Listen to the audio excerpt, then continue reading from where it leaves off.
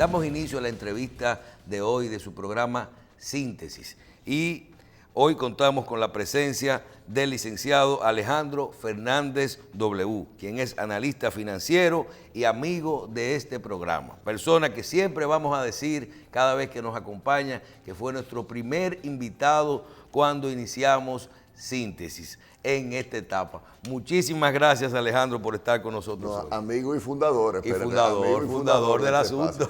Aunque bueno, este es del relanzamiento de Síntesis. Sí, porque ¿no? Síntesis, recuerda que es un programa que tuvo 20 años en el aire, con el que inició nuestro padre. Sí, sí. Y luego se fundó la revista 110, cuando se conmemoró el 35 aniversario de la revista. Entonces nosotros hicimos con usted el primer programa que salimos fin de semana un programa semanal, sábado y domingo de 8 a 9 de la noche, y usted fue nuestro primer invitado. Sí, sí, sí. Usted tuvo que permitirnos gaguear y temblar un poquito en el aire. Te recuerdo perfectamente de aquel momento, verte ahora es otra cosa. 5 años después ya. 5 años.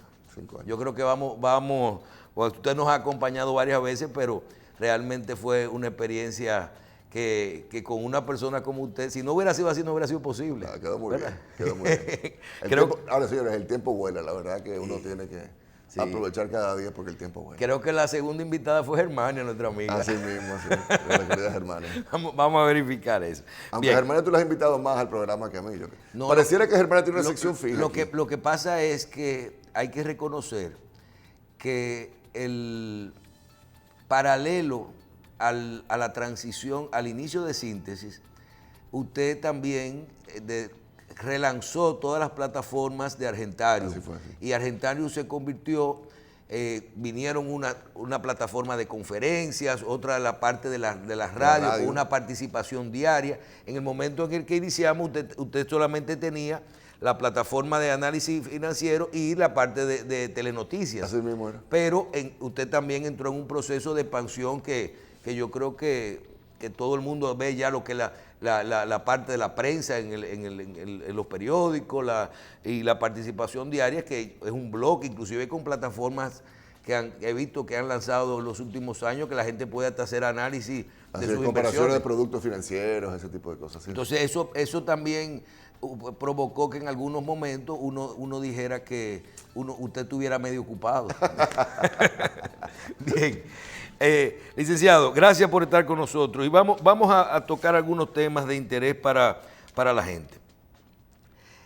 Hay un tema que la gente quiere seguridad. Usted puede hablar de su política, de su presidente, de todo. La gente quiere seguridad con su dinero, con sus propiedades, con sus inversiones. No le importa más nada. Es más, yo digo que que ha cambiado la parte económica, a veces la gente le da más importancia que hasta la familia. Nadie quiere riesgo. Le pregunto, panorama República Dominicana 2019-2020. Vamos a hacer una proyección. Tenemos elecciones, tenemos un capítulo internacional que hay que prestarle atención con China y Donald Trump y Venezuela y todo esto, y tenemos política dominicana en un año electoral y todo eso. Alejandro Fernández W., ¿qué haría con 2 milloncitos de pesos que le mandaron de una propiedad que vendió su mamá y le dijo, toma eso conmigo en vida? Mira, te voy a decir algo. Esa es una pregunta muy complicada porque va a depender de la condición en la que esté Alejandro Fernández W., que no necesariamente es la misma que la que puede tener la gran mayoría de la audiencia. Porque te cuento, en general yo lo que priorizo, si la gente recibe algún tipo de recurso, es en primer lugar si existía algún tipo de deuda tóxica. Y por eso me refiero a financiamiento con prestamistas, usureros o hasta con tarjetas de crédito que te cobran un 60% anual. Una buena primera inversión es salir de esas deudas, digamos, de esas deudas que yo considero que son tóxicas. Una segunda buena inversión es uno establecer su clavito, su fondo de emergencia. Fíjate que incluso ese dinero que de repente vas a dejar en una cuenta de ahorro, pero siempre que la gente cuente con la suficiente holgura o liquidez para hacerle frente a cualquier compromiso. De nada, no tendría ningún sentido que yo te recomiende a ti que inviertas esos 2 millones de pesos, por ejemplo, en títulos del mercado de valores X, Y o Z, si tú estás pagando deudas con tarjetas de crédito y si no tienes ningún tipo de liquidez disponible para hacerle frente a cualquier imprevisto. Ahora, asumiendo que no tienes esas deudas y asumiendo que ya tienes tu fondo de emergencia, la siguiente pregunta fuera, bueno, pero ¿cuáles son tus prioridades? ¿Cuáles son tus metas? Entonces, dependiendo de eso, es que yo te voy a hacer una recomendación.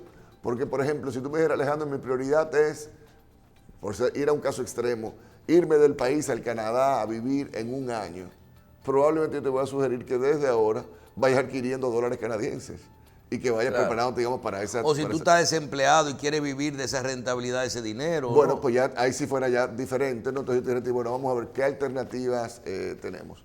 En primer lugar, bueno, qué sé yo, 2 millones de pesos asumiendo un 10%, son 200 mil pesos al año, dividido entre 12, imagínate, te da como, qué sé yo, 15 mil pesos, 16 mil pesos mensuales.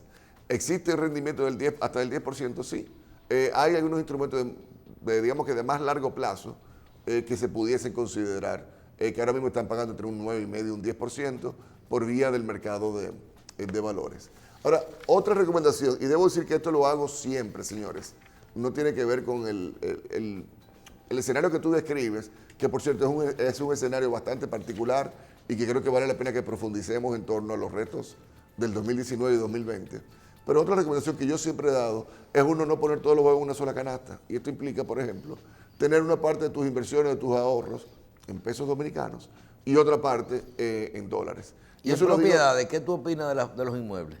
Mira, también, ahora, inmuebles hay inmuebles, ¿no? O sea, hay un apartamento en el Polígono Central, hay un apartamento qué sé yo, hay una finquita para poner... Una finquita en la playa, hay unas viviendas económicas, hay un solar. Cada uno de esos elementos tiene pues, mercados distintos y dinámicas distintas. Te soy sincero, por ejemplo, ahora mismo, a nivel, digamos, del Polígono Central, en la parte, digamos, de apartamentos de clase media alta, etcétera, yo creo que hay en primer lugar, una sobreoferta. En segundo lugar, unos rendimientos que uno puede medir por vía de los alquileres a los cuales se están alquilando estas propiedades. No son rentables. Que francamente tú dices, pero es que aquí no tiene sentido. ¿Cómo yo voy a adquirir un apartamento por decir un número, de $800,000? O de $100,000 para sacarle la mitad de... Para sacarle un rendimiento bastante bajito, con el otro elemento de muy poca liquidez. Lo cierto es que la venta de las propiedades inmobiliarias, si bien es cierto que en el largo plazo creo que mantienen y adquieren un buen valor, uno no puede hacer esa apuesta al corto o mediano plazo, porque tú vender una propiedad en alguno de esos mercados que comentábamos ahorita, te puede tomar un buen tiempo, ¿no? Pero si le agregamos a República Dominicana ya un problema, cuando tú analizas un presupuesto, el endeudamiento en República Dominicana, y le agregamos un endeudamiento alto, cada un 50% del Producto Interno Bruto, básicamente, y le agregamos a esto un año electoral y la situación internacional, ¿usted cree que realmente nosotros debemos de preocuparnos a mediano o a corto plazo, o República Dominicana sigue siendo un país lo suficientemente fuerte, sostenible en lo económico, por lo menos a mediano plazo, para aguantar todos estos impases? Mira, me gusta la expresión, por calles más oscuras nos hemos perdido en la noche. Entonces, a veces como que el sentido, digamos, de temor, el temor al cambio, a las novedades, a las transiciones, como que un poquito impacta la forma en la que tomamos decisiones o la que pensamos. Y realmente tendríamos que revisarnos esto, replantearnos esto. Yo creo que ciertamente 2019-2020 va a ser un año de transiciones. De entrada va a haber un cambio de gobierno. Si de partido o no, eso todavía está por determinarse. Es una probabilidad que eso ocurra. Y lo cierto es que eso no habría ocurrido del 2004 hasta la fecha. Pero aún de ser, bueno, uno no sabe cuál va a ser terminar siendo el candidato del partido de gobierno. Cambios habrán, sobre todo a partir ya de las elecciones. Esto va a depender mucho de quién es el candidato del PLD. Y aquí voy a ser un poquito controversial, pero asumamos, digamos, que fuera el candidato, el expresidente Leonel Fernández. De ser así, del punto de vista, digamos, de cambios en materia económica o en la política, en cómo se gestiona el gobierno, digamos, riesgos que esto pudiese presentar a la estabilidad del país, yo lo veo como muy, muy bajo, muy, muy bajo. En cambio, digamos que fuera el candidato del gobierno, uno de los alitas cortas, uno de los danilistas, como se le ha... O si fuera Gonzalo Castillo, que parece, ha subido 11 puntos en una semana. Asumamos que fuera él como danilista, ¿no? Ahora, ahí sí me preocupan un poquito más algunos temas de estabilidad macroeconómica para el 2020, porque se pudiese dar el escenario muy parecido al que tuvimos en el 2012. ¿Qué teníamos en el 2012? Recordemos primero, para esta misma fecha del 2011, teníamos un Danilo Medina que estaba de candidato a la presidencia todavía en aquel momento. ¿Tú recuerdas la expresión que se usó de que él se sentía a veces como si estaba frente a un palo encebado? ¿Tú recuerdas aquella vez? Dice, bueno, que No es que estaba bajito y después subió mucho. Correcto, pero entonces como que no terminaba de subir en las encuestas, en parte por algunas de las medidas de política económica que todavía tomaba el gobierno del presidente Fernández en aquella época por el Fondo Monetario, etcétera. Pero se decidió entonces apoyarlo. ¿Y qué vimos en el 2012? Muchas decisiones difíciles que no se tomaron. Por ejemplo, los combustibles estuvieron subiendo a nivel internacional, aquí se mantuvieron congelados. El presupuesto de la República, que de repente era para ejecutarse en 12 meses, se ejecutó de una forma bastante intensa en los primeros 5 o 6 meses del año. Sin embargo, yo creo que más o menos la posición de cualquier candidato danilista, sobre todo en el caso de que se habla de Gonzalo Castillo, de esta gente que tiene más fuerza, o de Leonel Fernández, el dominicano tiene confianza en este sistema ya, que yo recuerdo, y usted me habló mucho de lo que fue cuando Leonel Fernández volvió a ganar después de Hipólito Mejía, que aquí la tasa de cambio bajó en la transición, simplemente y en el caso de Danilo Medina, yo creo que se puede hablar de continuidad en cuanto al manejo de las políticas económicas. A ver, recordemos 2012, no fue así. 2012 fue un año bastante traumático del punto de vista... No, y un maletín de factura. El tema del maletín de factura, del desguañangue de la economía, del paquetollo fiscal. Y de hecho, la primera vez que se registró una caída en el crecimiento del Producto Interno Bruto fue precisamente a raíz de todos esos procesos bastante traumáticos, digamos, de lo que implicó una transición de un mismo partido de gobierno, porque en definitiva salía un presidente del PLD y entraba otro presidente del PLD, que fue bastante dañino a la economía, a tal punto que el primer semestre, los primeros meses del 2013 fueron meses, digamos, hasta de recesión, donde no se registró un crecimiento económico por primera vez en mucho tiempo.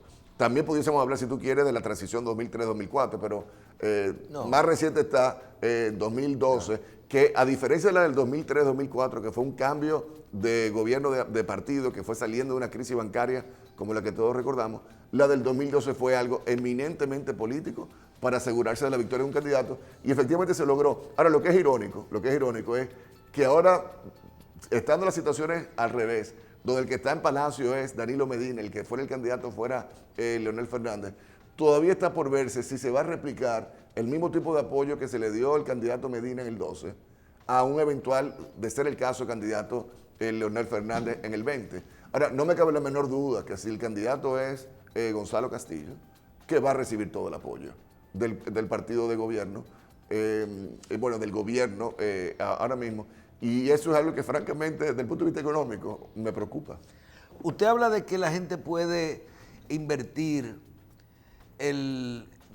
genera confianza y hay instrumentos para invertir su dinero y todo eso aquí. Hay un tema que yo personalmente, usted sabe que yo soy un seguidor de Alejandro Fernández y de todo lo que son sus plataformas, cuando nos invitan a las exposiciones, Superintendencia de Banco, Banco Central, que vemos que usted no solo es una persona que participa, sino que es una persona que se le consulta y que inclusive tú ves los que presentan eso, que dicen, no, es que usted siempre está atento de los indicadores, de la estadística, de todos los datos fundamentales de eso. Háblenos del sistema.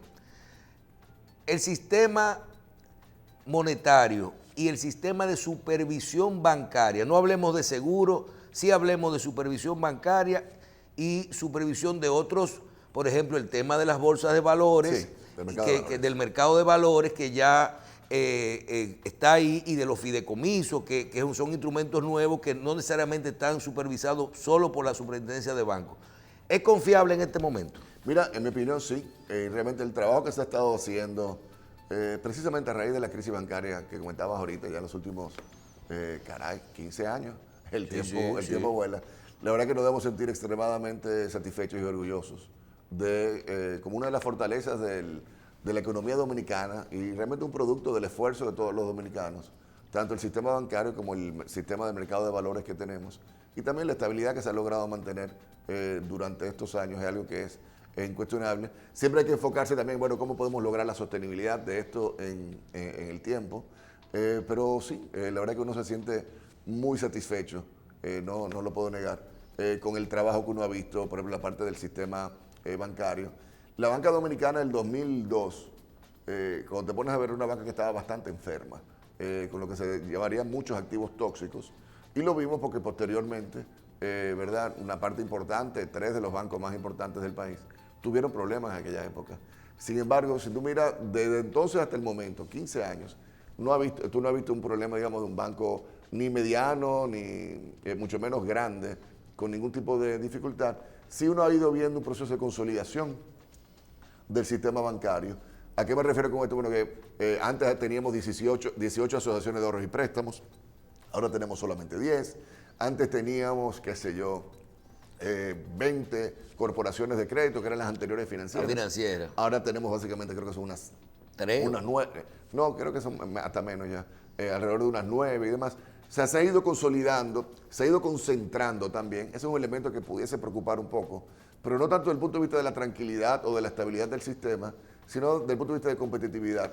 ¿A qué me refiero? Bueno, ahora básicamente lo que yo llamo los 3 colosos bancarios, que son el Banco de Reservas, el Banco Popular y el Banco BH de León, en ese orden, pero que se le integra también ahora, pues ya a finales de año, de manera más formal, Scotia y Progreso.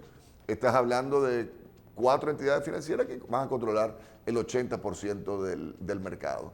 Y ahí, más que de algún tipo de inquietud de estabilidad, porque tengo plena confianza, evidentemente, en esas 4 instituciones bancarias, lo que serán 4 instituciones bancarias, si hay temas de competitividad, temas, digamos, de espacio, temas de innovación, porque, caray, cuando solamente 4 están controlando el mercado, pues debe sí llamar la atención a aspectos de competencia y de innovación. No es bueno 2003, 2004, no es bueno volverla a mencionar, pero... Bueno, se puede mencionar sin problema. Generó una serie de medidas.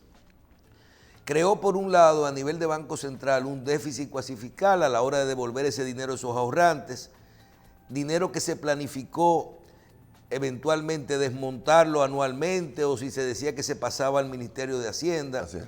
Y por otro lado, cosa que todavía está ahí, y por otro lado se creó una ley monetaria y financiera bastante estricta para que no volvieran a ocurrir estos problemas del sistema. Sí. Se restringió el crédito. Aquí veíamos un amigo mutuo que decía que yo soy dueño de un dealer, si yo quiero comprar 100 carros para venderlos, me lo financian a un 20%, a un 18%, a un 14%, a un 16%. Y quien va a comprar esos carros se lo financian a un 10%, un 9% en un momento dado. Se abrió el crédito para fines de la vivienda, pero al comercio y a las empresas se les cerró el crédito. Es necesario ya flexibilizar el sistema financiero y darle más apertura. Por ejemplo, vi que el gobernador, para aumentar la economía, que usted hizo un trabajo muy bueno sobre esto de la flexibilización monetaria y de liberar dinero del encaje legal para que pueda llegar con intereses más económicos. Háblenos de todo esto, de la economía. Mira, vamos a ver, ciertamente que sobre todo a raíz de lo que se enfrentó en el 2003-2004, hubo que trabajar en hacer un poquito más estricto, más rígidas las normas bancarias, las normas prudenciales, como se le llamaba, específicamente el famoso reglamento de evaluación de activos, porque había situaciones de problemas en la calidad de cartera de los créditos importantes a nivel empresarial y comercial. Sin embargo, Michelle, yo creo que ya eso de forma reiterativa y recurrente se ha ido flexibilizando, donde por ejemplo ya antes, creo que para un préstamo de 5 millones de pesos tenías que presentar estados financieros auditados, ¿ya? Y se clasificaba y se evaluaba conforme a digamos, los estados financieros de las empresas. Y ahora, hasta con 25 millones de pesos, la evaluación, la parte de las provisiones se determina por historial de pago más que por capacidad de pago. Se me hace cuesta arriba que se va a flexibilizar. Pero la garantía no sirve de nada ahora. No, sí siguen teniendo alguna validez, pero mira, es que en general también, Michelle, uno no debe prestar para fines de garantía. Te cuento algo, eso que te describe la persona del dealer, que a él le prestan al 18%, pero a sus adquirientes, los que compran los vehículos en sí, les prestan al 8%, tiene una razón de ser. Y es que aún no existiera norma bancaria, si tú solamente estuvieras prestando de tu propio capital, la realidad es que el nivel de riesgo de prestarle a un dealer, paradójicamente, es mayor que el nivel de riesgo de prestarle a un adquiriente de un vehículo.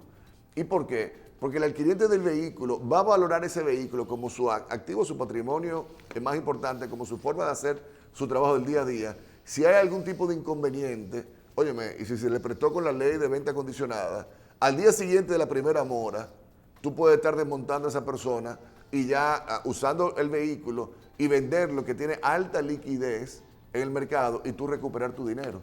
Ahora, hace eso, digamos, con un pequeño, un mediano empresario, que un banco que le haya prestado ahora mismo a Argentarium, o a ti mismo, o a cualquier otro empresario, que le haya prestado un dinero, que decidiera ese banco ejecutar ese pagaré o ese contrato de préstamo, se haría de una manera tan expedita, tan líquida, como digamos, ejecutar una garantía de un préstamo de vehículo. No, no se haría.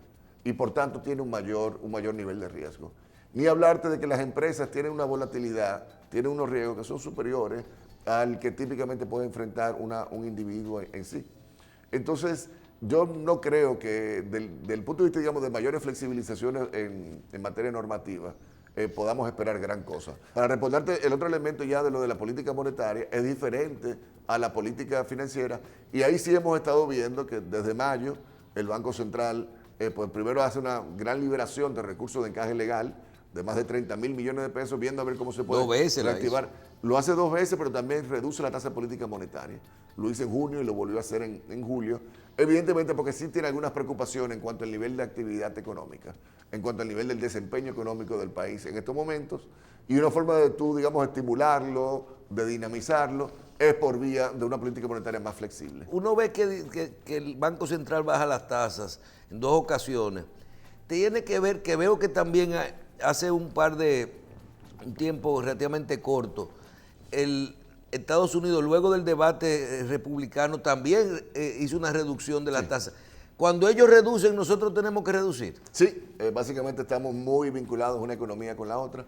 Imagínate tú que nosotros, digamos, mantengamos tasa de interés bajita y los americanos, el mercado americano vaya subiendo sus tasas de interés. Pongo mi dinero allá. El incentivo que tendría el que tiene recursos aquí, no, pero espérate, entonces yo voy a llevar mi dinero y lo voy a llevar para allá.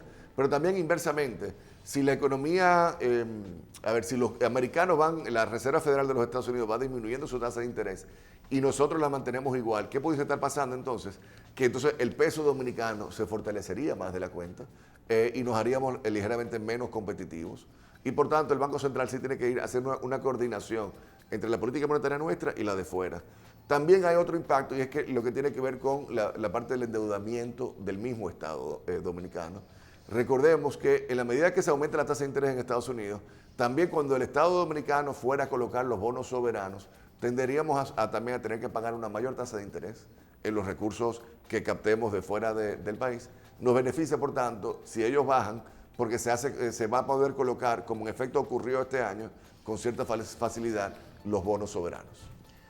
El déficit cuasi fiscal. Sí, ciertamente que a mí me preocupa, me inquieta. Recuerdo que a inicios del año pasado me ganó un boche. ¿Tú estabas en esa reunión? Sí. Que estaba el gobernador ahí, creo que iniciando 2017.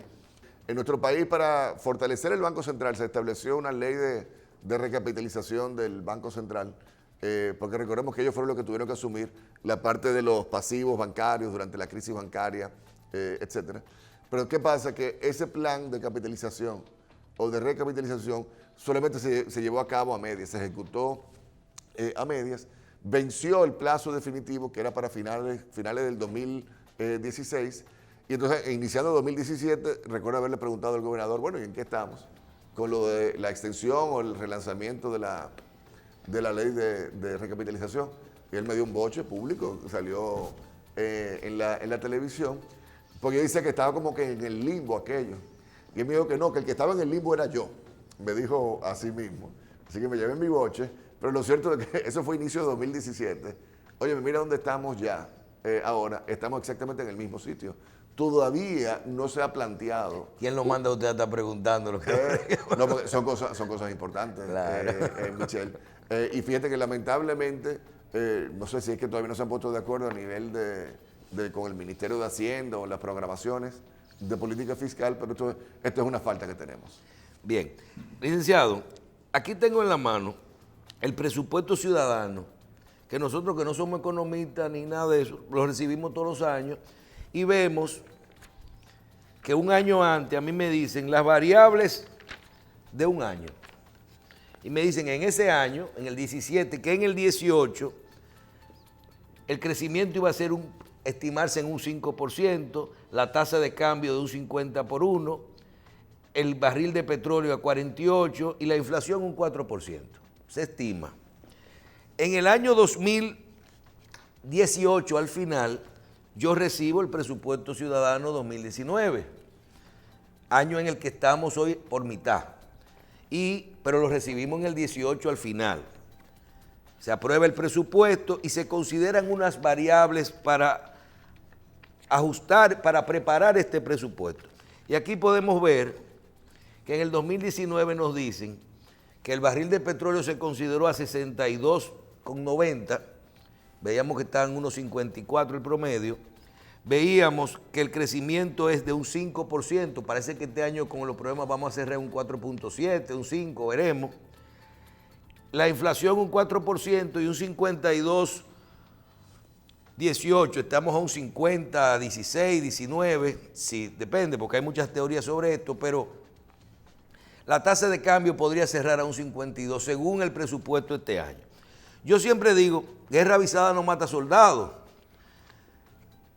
Para mi inversión, para mis inversiones, el tema de la devaluación, la tasa de cambio y estas variables que usted sabe que no solo sirven para crear un presupuesto de un país, sino para mi inversión, para mi economía, para saber cuánto mi dinero me va a rendir.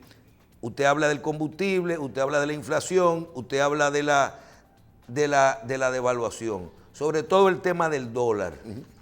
¿Por dónde vamos? A ver, muy bueno tu planteamiento, tu análisis, Michelle. En primer lugar, para mí una de las variables más determinantes para el desempeño económico de nuestro país tiene que ver con el petróleo, con el precio del barril del petróleo, que fíjate que se estaba marcando ahí como unos $62 proyectados para el 2019. Y afortunadamente, señores, esto es algo que le deberíamos prender una velita o ponerlo al lado de la Virgen de la Altagracia. Afortunadamente, durante todo el 2019 ha estado por debajo de este ritmo, incluso en algunos momentos se ha acercado a $50 el barril.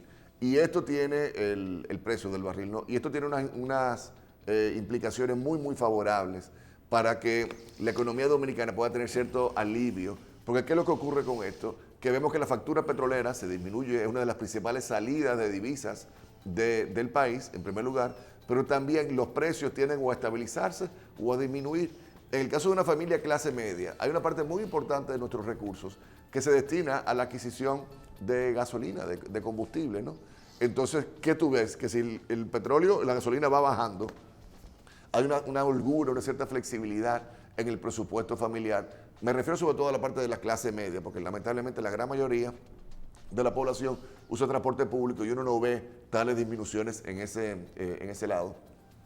Pero si ve, digamos, la proyección que hay, efectivamente, una tasa de cambio que al cierre estará en torno al 52 pesos por dólar por ahí. Pero tú lo comparas con la tasa de cambio del cierre del año pasado, que fue 50 algo bajito, te da una devaluación como de un 4%. Entonces, si tú invertiste en un título en el mercado nuestro que te rindió un 8%, por ejemplo, y le restas esa devaluación de un 4%, pues en efecto tuviste, de materializarse eso, tuviste una, ¿cómo se dice? Una rentabilidad. Una rentabilidad, un retorno neto en torno al 4%. Por eso es que dicen que es lo mismo poner un dinero a plazo fijo a un 6% en dólares, por ejemplo, o a un 4% en dólares que a un 8% en pesos. Así es, aunque estrictamente no es lo mismo, porque va a depender de esa variable que es una imponderable, que es la devaluación, el ritmo de devaluación. En el caso nuestro ni es tan imponderable, porque si uno ve la historia de los últimos 15 años, básicamente a raíz de la política del gobernador del Banco Central que tenemos, que hemos tenido durante todo ese tiempo, nos manejamos dentro de un rango de devaluación en torno al 2 y el 4 o 5%, de una forma bastante estricta. Siempre hemos estado dentro de eso. Entonces, lo que no te puedo asegurar es que la devaluación va a ser esa. En general, yo tiendo a apostar, así como también cuando sale el presupuesto, yo escribo una columna donde hago más o menos mis pronósticos del año, y también iba en ese entorno a una devaluación de un 4%, que sigue siendo una devaluación más que manejable, yo creo, para tú seguir manteniendo activos en pesos dominicanos. Ahora, un poquito además, si tú vives de esos activos, tú necesitas esa rentabilidad mensual más alta. Así mismo. Porque hay gente que 15,000 pesos, si se lo va a comer todos los meses de ese millón, como usted explicaba ahorita, no es lo mismo que 7. Así mismo es. Ahora, ¿qué ocurre? Que si uno ve las otras variables que mostraba, la inflación, fíjate que se estaba proyectando una inflación de un 4%. Y hemos estado teniendo una inflación muy por debajo de esto, muy por debajo, incluso hasta del 2%, el 1,5%. En gran medida, ¿por qué? Por la caída en los precios de los combustibles. Porque hemos visto el barril hasta $50 en el transcurso de este año. Y eso nos ha beneficiado poderosamente. El reto importante es lograr ese ritmo de crecimiento que se había proyectado ahí, que era de un 5%, inferior al 7% y tanto que se logró en el 2018. Tú dices que probablemente vamos a terminar en torno al 4, 4,5%. Yo pienso que hay altas probabilidades de que este sea el último año completo de las actuales autoridades monetarias y financieras. Y yo creo que ellos harán todo el esfuerzo que puedan para lograr un crecimiento por encima al 5%. Y precisamente algunas de las medidas de flexibilización de política monetaria que hemos estado viendo, a lo que apuntan, a lo que están procurando es eso mismo. Licenciado, vamos a cerrar con la opinión suya, que es financiera. Usted no es un fiscalista, pero es importante conocer todo lo que es la opinión para uno saber cómo va a tomar sus decisiones con respecto a las inversiones, a sus empresas, a su actividad personal. Si hablamos de República Dominicana, comencemos con la famosa Estrategia Nacional de Desarrollo y los famosos pactos y lo que hay en el librito. Necesitamos un pacto fiscal para hacer sostenible la República Dominicana. ¿Y hasta dónde podremos llevar este pacto fiscal que puede significar un reajuste o no, puede ser una simplificación, puede ser aumentar la base, lo que sea? ¿Hasta dónde lo podremos alargar? Ya sabemos que hasta el 2021 no tendremos pacto fiscal porque nos metemos en un año electoral. No hay país que lo haya hecho en una... Mejor viene una amnistía primero. Así es. Háblenos de eso, licenciado. Bien, bueno, pues yo creo que la amnistía pudiese ser parte de lo que fuera un eventual pacto fiscal. Pero bueno, a ver, lo que hemos visto en las declaraciones de nuestro ministro de Hacienda, de Donald Guerrero, es que esta discusión no se llevará a cabo en este gobierno, lo que queda de este gobierno. Y hay que reconocer que ellos han sido bastante claros en cuanto a eso desde hace ya varios años, de que no se haría en este gobierno. Donald Guerrero ha indicado que eso sería quizá en cualquier caso durante la transición del siguiente gobierno en el 2020. Eso también lo veo un poquito cuesta arriba porque va a depender de quién es que esté, digamos, electo a partir de mayo o de junio del 2020. Y ahí viene entonces la parte de los tiempos, que no veo que habría tiempo entre mayo o junio del 2020 a, ponte tú, septiembre, octubre, que es cuando ya se tiene que estar presentando el presupuesto general de la República, para llevar a cabo todo lo que implicaría un consenso, un diálogo, para llegar a un pacto fiscal. Recordemos que el pacto por el sector eléctrico, en la materia eléctrica, no se ha firmado. Todavía no se ha firmado, aparte de que duró año y medio durante todo su proceso de discusión y de elaboración y demás. Entonces, no pretenderíamos que algo aún más complejo como es la parte fiscal se pudiese lograr en apenas 2 años. Pero sí, aquí hay elementos, y como bien señalas, no soy fiscalista, aunque tengo buenos amigos y amigas en ese sector, pero sí hay necesidad de hacer una serie de ajustes, de revisiones, de cuestionamientos que nos deberemos hacer como país. Entre ellos está, por ejemplo, la discusión de si tendríamos o no una amnistía fiscal, esto sobre todo a raíz de la aprobación de la ley de lavado de activos, de prevención de lavado de activos del 2017. Eso tuvo implicaciones que quizás hubiesen justificado una amnistía fiscal. Hay también muchos cuestionamientos en torno a lo que es la calidad del gasto público. que muchas personas quisieran, bueno, vamos a revisar cómo podemos acomodar esta carga mejor, cómo podemos dar mejores señales, digamos, la parte de transparencia, de confianza del contribuyente, de que sus recursos se están manejando de forma adecuada. Y sí también creo que en lo que tiene que ver con algunos instrumentos que pudiese requerir la administración tributaria, sí también creo que pudiese ser necesario algunos tipos de ajuste al código tributario. Ahora, ¿eso ocurrirá en el 2020? Francamente lo dudo mucho. Ya yo creo que eso va a ser una discusión de más mediano plazo, tipo 2020, 2021, para más adelante. Usted mencionó la ley de lavado de activos. De prevención de lavado de activos. Sabemos que, de prevención de lavado de activos, sabemos que esta ley, que siempre ha existido, como novedad, esta modificación a la ley de prevención de lavado de activos tiene la tipificación del delito tributario como delito precedente de lavado de activos. En conclusión, diciéndole a la gente, ahora la penalidad o la sanción por no pagar impuestos o por evadir impuestos es la misma que por vender droga. Básicamente. ¿Verdad? Entonces, eso es lo que le estamos diciendo a la gente. Y por corrupción y por terrorismo, es lo mismo que cuando usted no paga un ITEVI o se queda con ese ITEVI. Así es.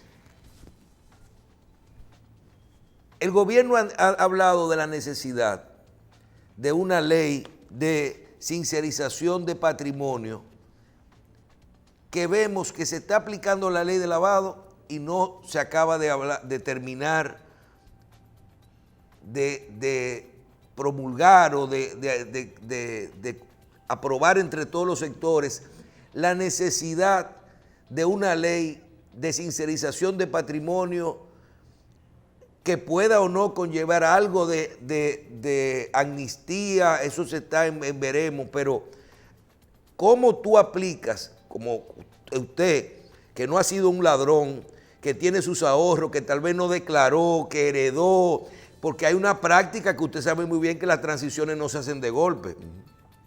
Y hoy te pueden acusar de lavado de activos y la ley no está ahí. ¿Ve usted necesario realmente para una justa aplicación de esta ley que se promulgue una ley de sincerización de patrimonio? Y si usted cree que debe de incluir una amnistía fiscal. Sí, mire, yo creo que sí. La respuesta es que sí a ambas. La pregunta es el por qué no se ha dado todavía a estos momentos, porque esto tiene dando vueltas ya desde el año pasado, desde que se aprobó la misma ley de prevención del lavado de activos. E incluso se han circulado hasta modelos, distintas versiones de esto. Aunque ya yo no sé si a esta altura quizás lo más conveniente fuera ya esperar a un siguiente gobierno y que ese tipo de medidas sea parte de las políticas que ellos estarían ejecutando para una eventual reforma o revisión fiscal. Vemos que también usted, que siempre le asesora y le da buenos consejos tanto a la economía personal como a las pequeñas, medianas y pequeñas empresas, vemos que recientemente se aprueba un reglamento, una resolución, la cual permite un régimen especial de tributación simplificado para este tipo de sectores, para las personas físicas, los profesionales y para las pymes y pequeñas empresas. ¿En qué se diferencia esto de lo anterior? Vemos que hay algo de anticipo, alguna flexibilidad con el ITEVI. ¿Y qué usted le recomendaría a la gente si acogerse o no a este plan? Porque nosotros lo hemos visto muy beneficioso. Así es. Para ser totalmente honesto, no le veo la gran diferencia entre lo que era el PST de antes, el procedimiento simplificado tributario, creo que ahora se llama el régimen de tributación. De tributación. Entonces no le veo tantísima diferencia entre un pero no hay ITEVI, no hay anticipo. En el otro tampoco lo había. La diferencia es que ahora se le aplica a personas jurídicas, a empresas, hasta cierto nivel de ventas. Ojo ahí, hasta creo que es 8 millones o 9 8 millones y 40 si son por la vía de compras. Entonces, nada, ciertamente lo recomiendo. Es algo que, sobre todo dependiendo del tipo de profesional, creo que es una herramienta que quizás el profesional que quizás no sea muy organizado, que no lleve su contabilidad, que sea único, donde no tenga socios que rendirle cuenta, que sea un modelo un poco más sencillo. Sí recomiendo este mecanismo como una forma para cumplir con sus compromisos. Lo que sí diría en general, y esto es muy importante para todos los que nos escuchen, señores, ya con la DGI no se puede inventar de ninguna manera. El acceso a la información que tiene la DGI de toda nuestra actividad económica. Y el cruce. Y el acceso y el cruce de informaciones que tiene, básicamente ya es para identificar de manera muy granular, muy específica, por dónde andan los ingresos de cualquier individuo. Y entonces tú identificar eso y luego ver que el individuo nunca ha pasado por allá o nunca ha hecho algún tipo de declaración, pues creo que sí, que eso es algo que se tiene que tenemos que hacer conciencia de esto. Sobre todo por lo que señalabas anteriormente de que ya el delito tributario ya es un delito realmente fuertemente penalizado, ¿no? Cerremos con lo que tiene que ver con el salario. República Dominicana crece. El crecimiento no le llega, no se derrama hacia abajo. Palabra de nuestro gobernador del Banco Central. El problema es que hay que hacer un aumento de salario, subir los salarios para que este crecimiento le llegue a los bolsillos de todos los dominicanos, no que es el gran problema y el dilema que hay. Vemos todas estas discusiones, un año logrando discusiones para un aumento relativamente en porcentaje mucho, pero sigue siendo un salario bajito. ¿Qué entiende usted que debe de pasar en República Dominicana? ¿Que sigamos buscando mejorar los salarios o que alguien se siente a diseñar una economía que yo le digo a usted que entiendo, que viajo y que veo en otros países, que yo entiendo que este es un país caro? Caro, aquí comer cuesta, vivir cuesta, aquí hay un sistema. No se puede también tratar de, no solo que nos mejoren el salario, sino que nos cueste menos vivir. Mira, yo me iría sobre todo por el lado de que nos cueste menos vivir. Y lo digo del lado, por ejemplo, hay un sentimiento, sobre todo de la clase media dominicana, de que tenemos una cierta doble tributación. Aunque tú pagas impuestos para recibir una educación pública, terminas pagando una educación privada. Aunque pagas impuestos para tener seguridad de la policía, terminas pagando tu propia seguridad. Aunque pagas impuestos para tener un sistema eléctrico de calidad, terminas pagando una planta, un generador eléctrico, etcétera. Entonces, sí, yo creo que la parte de la salud, también de los servicios de salud, relativamente costosos. Ojalá que se lograra, y creo que poco a poco se va en esa dirección. No podemos ser tampoco tan fatalistas o tan negativos. Que vamos en la dirección de ir mejorando la oferta de servicios públicos para que sean, digamos que sean una opción que muchas personas ahora puedan considerar. Y se está viendo ya, yo creo que ya hay incluso una migración del sistema de educación privada, sobre todo a niveles medios, quizás medios inferiores, del sistema de educación privada a que la gente ya está diciendo, no, pero espérate, ya yo puedo dejar a mi hijo en la escuela pública porque se ha ido mejorando la calidad, los contenidos, la infraestructura y demás. Pero ojalá que veamos eso también en materia de seguridad, que veamos eso también, por ejemplo, en materia eléctrica. Lamentablemente a esta altura del juego, Michelle, con todo lo que se ha hablado y con todos los miles de millones que se han invertido en la famosa, por ejemplo, Punta Catalina, seguimos teniendo la misma situación del déficit eléctrico y de los apagones. Y del costo de la energía. Y del costo de la energía, la misma que la que teníamos 8 años atrás o 10 años atrás. Sobre todo, por ahí es que yo me fuera, a ver cómo podemos ir mejorando la competitividad del país para que los costos de todo el mundo puedan ir, digamos que disminuyendo. ¿Y qué usted cree de esta discusión que hay entre los sectores de que haya una sectorización del trabajo, del salario, una división, como que haya un nivel de salario mínimo para las pymes diferente ahora y por eso es que el aumento no se ha querido ejecutar? Mira, me parece que es una inquietud. ¿Es justo para los empresarios de las pymes tener un salario inferior al salario que tienen las empresas grandes? Mira, podría ser. Realmente es una discusión que se tiene que ver. En el caso mío, que yo soy dueño de una pyme, al igual que tú, realmente yo no me rijo por eso, sino que yo trato siempre de mantener los mayores niveles de competitividad de mis personas, de mi personal asalariado, pero son inquietudes válidas. Yo te voy a decir algo, ser empleador aquí es extremadamente costoso. Óyeme, en algunas veces que he tenido que tomar la decisión, digamos, de desvincular a algún colaborador nuestro, el costo que uno se tira arriba. Pero aquí la ley decía que había que revisar la cesantía, la ley de seguridad al año de la seguridad social está en vigencia y nunca se hizo. Difícil que eso se haga por los temas de los famosos derechos adquiridos. Pero sí, esto es algo que es bastante costoso y lo hace. Por eso que yo veo a veces que quizás muchos pequeños y medianos empresarios decide quedarse submarino en la informalidad antes de enfrentar los compromisos, digamos, de lo que implica la seguridad social o el cumplimiento tributario. No lo justifico, pero puedo ser sensible a comprenderlo. Bien. Licenciado, gracias. Nada, encantado de estar acá nueva vez, 5 años después de la fundación. Se nos fue el tiempo. Gracias, muchachos. Gracias por estar con nosotros. Agradecemos al licenciado Alejandro Fernández W., analista financiero, que nos acompañara en Síntesis el día de hoy. Y a ustedes también les damos las gracias por su audiencia. Nos vemos en otra edición de Síntesis.